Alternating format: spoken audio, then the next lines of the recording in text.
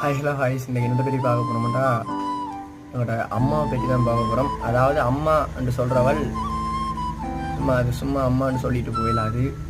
ஏண்டா அது ஒரு தெய்வத்துக்கு நிகரான ஒன்று. சொல்கிறேன்னா நிறைய சொல்லிட்டு போகலாம். அம்மா எப்போனாலும் அதிகாலையில் எழுப்பினா கூட இல்லை எங்கேயாச்சும் போயிட்டு வந்தால் கூட நாங்கள் காண முயல்கிற முதலாவது முகம் தான் அது அம்மா தான். ஸோ அதிலிருந்து நாங்கள் பார்த்துக்கொள்ளலாம் அம்மான்றது எவ்வளோ ஒரு பெரிய ஒரு ஜீவன் அப்படின்னு நாங்கள் பார்த்துக்கொள்ளலாம். வேண்டாம் இந்த அம்மா அம்மா அம்மா எந்த விலங்கு எடுத்தாலும் மனுஷர் எடுத்தாலும் என்னத்தை எடுத்தாலும் அதில் அடிப்படையாக அம்மா இல்லாமல் செயற்படுறது கஷ்டமாக தான் இருக்கும். அதுலேயும் மனுஷர் இருந்தால் செயற்படுற கொஞ்சம் கஷ்டமாக தான் இருக்கும். ஆறாவது படிச்சுனாங்களோ ஸோ கஷ்டமாக தான் இருக்கும். ஆனால் விலங்குகள் என்ன மாதிரியும் தெரியல.